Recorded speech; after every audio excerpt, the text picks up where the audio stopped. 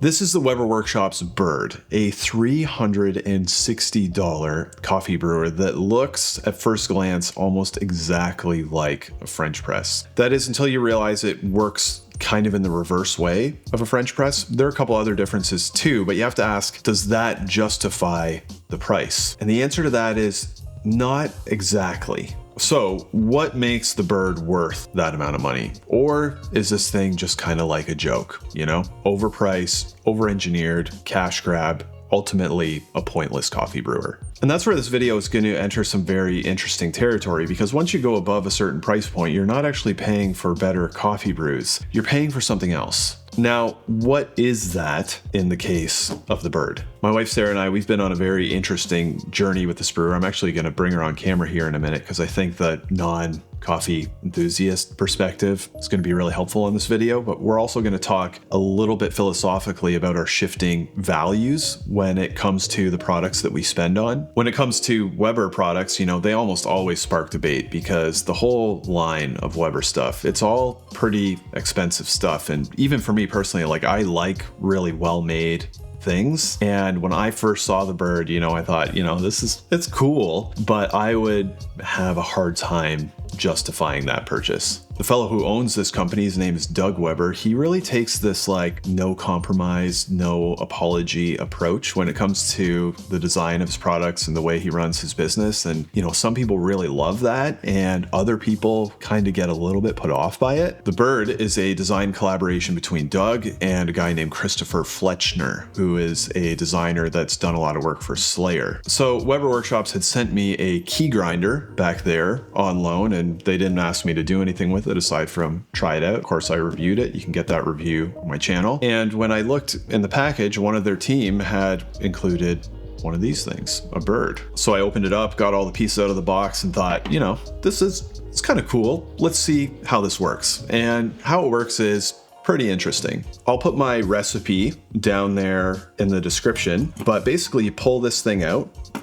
and you can use a paper filter with this. It's also got a mesh filter that you can go with or without. I like to use both. So I'm gonna put my paper filter in here. I'm gonna screw it back together. I'm gonna pop it in here, and I'm gonna use this thing. I think they call it like a gizmo, just to push the coffee pod down. Then you take your coffee, dump the coffee in, grab your scale if you want, and fill it up with hot water. Then you take this little thing, and I'm just gonna let the gizmo kind of fall down into the coffee there. And then I'm gonna do this, push it up and down a couple times and kind of agitate it. And then you're just gonna let it steep for a couple minutes. That's called immersion brewing. And once you're done agitating, you kind of lift this thing up, which will allow the gizmo to spin down and the claw to kind of slip under these little hooks. Then with a little bit of movie magic, we're gonna flip to the end of our immersion time, and I'm going to start turning this gizmo.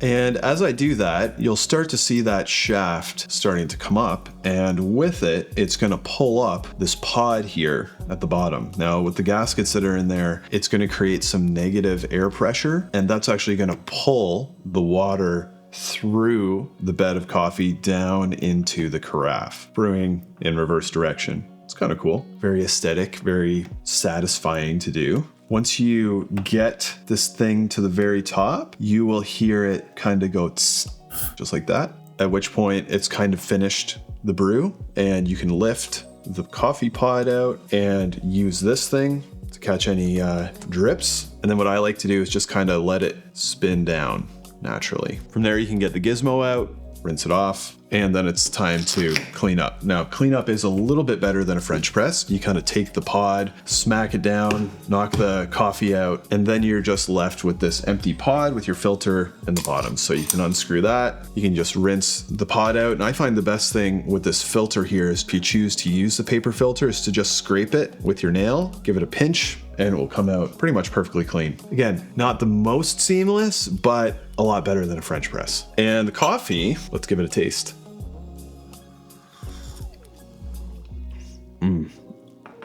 That is a really, really good cup of coffee. And it was like that for me from the very first cup that I brewed with the Bird. And I do find that as long as I'm using like a good coffee and a decent grinder with this thing, it is pretty hard to get a bad cup of coffee out of it. But coffee nerds will point out, rightly so, the Bird is an immersion brewer that uses pressure, just like an Aeropress, which costs $40. Is the coffee out of a Bird 9 times as good as it is out of an Aeropress? Before we get to that, or talk about my dislikes with the Bird, or bring in Sarah for her opinion and a bit of a philosophical conversation about this product, I do want to talk about some things that personally I just really like about this brewer. Number one, anytime I'm reviewing a product, I try and answer the question, does this thing do what the people who made it say it's supposed to do? And Weber says, the Bird is an entirely new platform for baristas and coffee aficionados to explore uncharted territories in brewing, both in homes and in cafes alike. And that actually is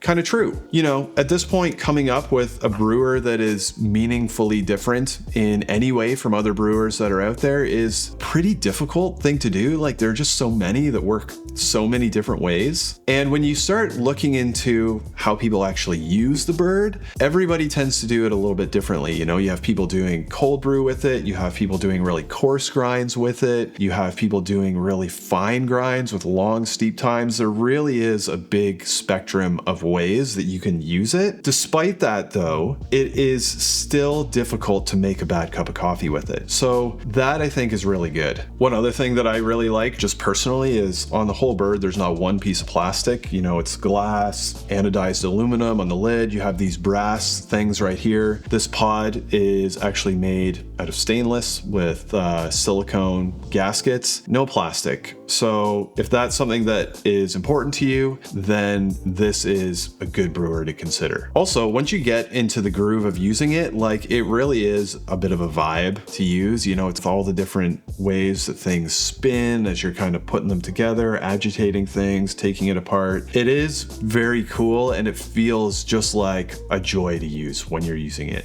And everything on it feels super intentionally designed. A couple things that really exemplify this from my perspective. When you are spinning this thing and this is actually rising up, this is actually a ratchet mechanism in here, you know, like with a socket wrench. This is one of the smoothest functioning ratchets that I've ever used in any kind of handheld object. However it's made, you can tell that they went through a lot of iterations, I'm sure, to get it to feel that way. Also, this is really cool. This lid right here, it's made of anodized aluminum. You look at it and you think, okay, it's cool. It's like this disc with these kind of ridges along the outside. This edge right here with those ridges on it, it's not actually flat. It's actually tapered, sloped, kind of upward and to the center. And when you rotate the gizmo, you actually see that the slope of the edge of the lid actually perfectly matches the slope of the gizmo. That's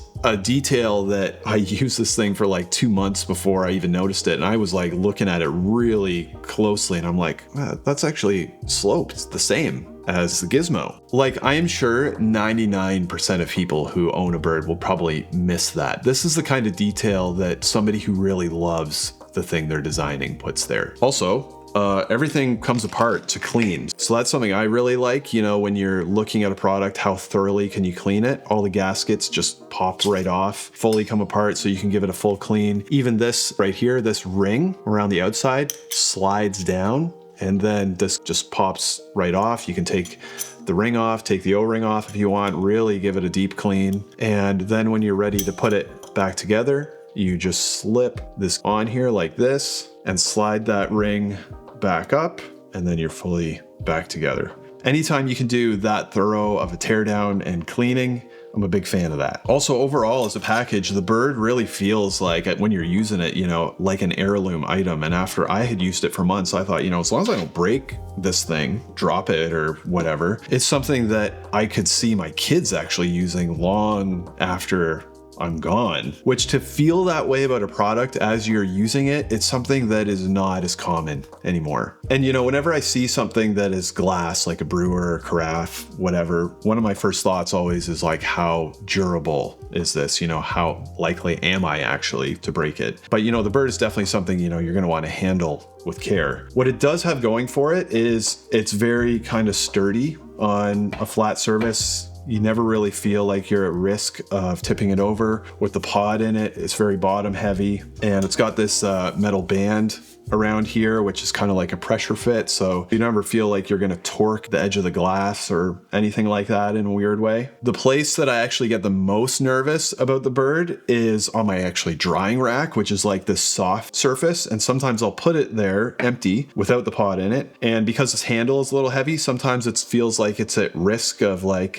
tipping over like that. So I do watch it in those scenarios. But on the whole, yes, it's glass and it's fragile. But what's really rare and valuable these days is being able to buy replacement parts. So if I ever do break this, it's not going to go in the garbage. You can get a new glass from Weber, just the glass. You don't have to buy a whole new bird. Same for the silicone seals. That is something that I really appreciate from a company. Now, some things that I don't love about the bird. If I'm in a rush, which I'm a dad, that happens definitely. The bird is probably not the first brewer that I'm going to reach for. It's a slow brewer to use. Pour over, it's a little bit faster. Espresso, as long as your machine's warm, is a little bit faster. The bird takes a little bit of time to use. Also, I love how you can deep clean it. On the other hand, cleaning it is a little tedious. There are lots of little bits that you want to, leave on a rack to dry. Also, water spots on the glass drive me crazy. So usually once I wash it, I hand dry it with a wine glass sham. One little quirk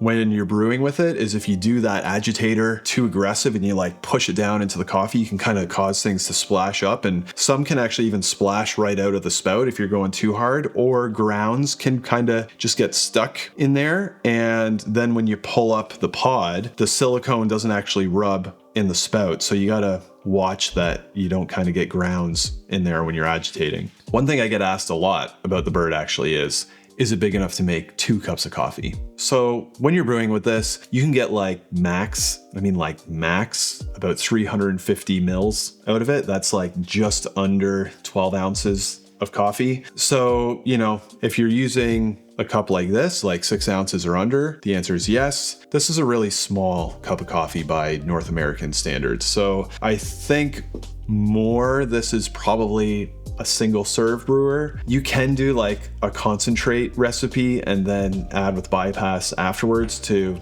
up the volume, but it is gonna kind of be capped at that single serve size more or less. So we got a lot of great stuff. A couple dislikes, which that's going to be true for every product, but I think you have to ask, is the bird 9 times better than an Aeropress? And I think the answer to that is it's up to you. The coffee is excellent, but I think based on cup quality alone, you can't justify that much of a jump in price. So I think at this point, it would be good to have a little bit of a deeper conversation about this. Hey, Sarah, I'm ready for you. Welcome back to the show. Thank you. Got a cup of coffee here for you. Got some yogurt on the stool. That's fine, right? Yeah, there you go. So we had a conversation. We were going away. We were bringing the bird. We travel. This is the brewer that we travel with at this point, and we had the bird in tow. And I asked you the question. We didn't buy this. Weber sent it to us. But if it were ever to break or we were to lose it, would we actually spend that amount of money on it? And my gut reaction when I saw it on the computer screen was, before actually ever using it, was no, I couldn't justify this. And I would laugh to myself trying to think about trying to justify it to you. Because it's a lot. It seems like a lot.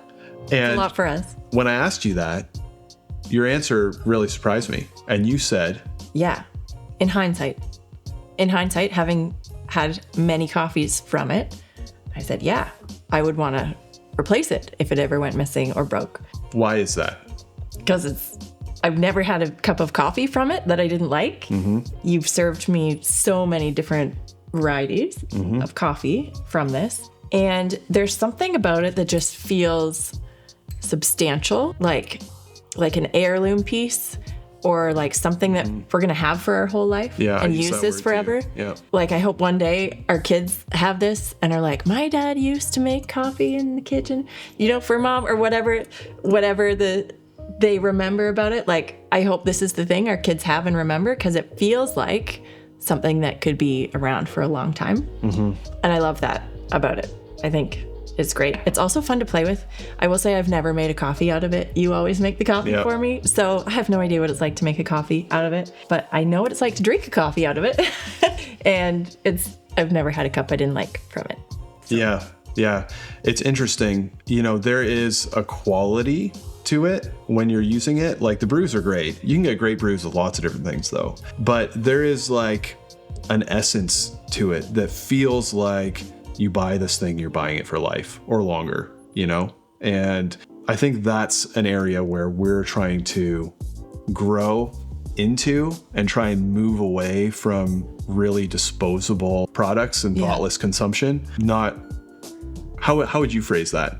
Well, I think there's something about this that embodies a value that we have about like the way we spend money shapes the world around us. So we often don't see necessarily how our spending habits impact the world around us, but we believe that behind every product is a person, and the way we spend impacts people, and the environment.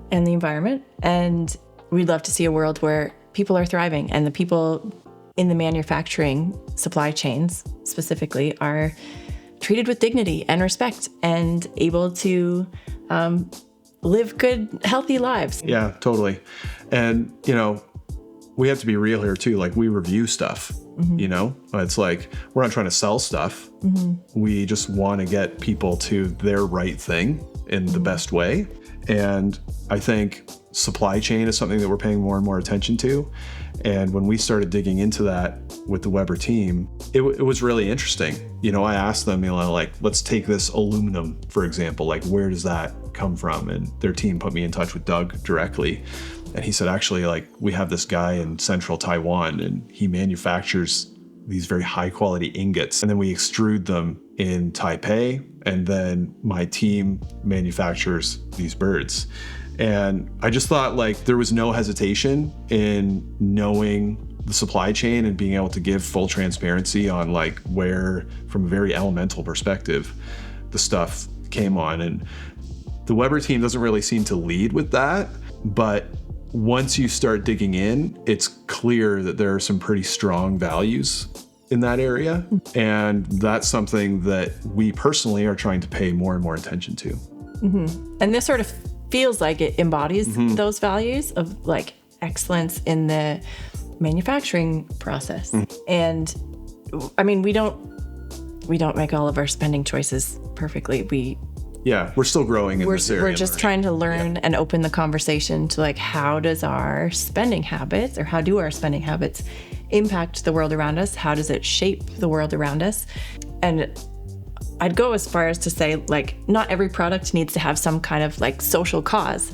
Sometimes a product can be great and pay people well and do well for the environment. And that is shaping the world in a positive way. Yeah, totally. So I think it's just an important thing to keep in mind as we choose what we're going to buy. And like you said, on this channel, we're not trying to sell you things. We're trying to help you decide what you want to bring into your life, what you want to bring into your world, and why. Yeah.